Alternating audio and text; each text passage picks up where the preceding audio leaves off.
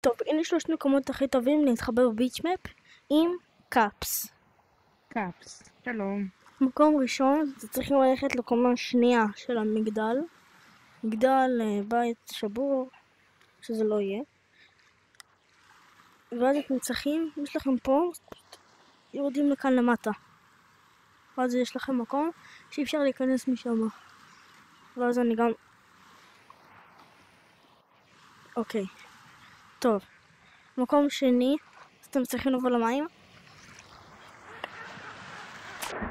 לרדת לקומה השנייה של הספינה.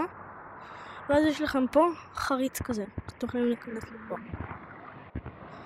טוב, במקום שלישי ואחרון.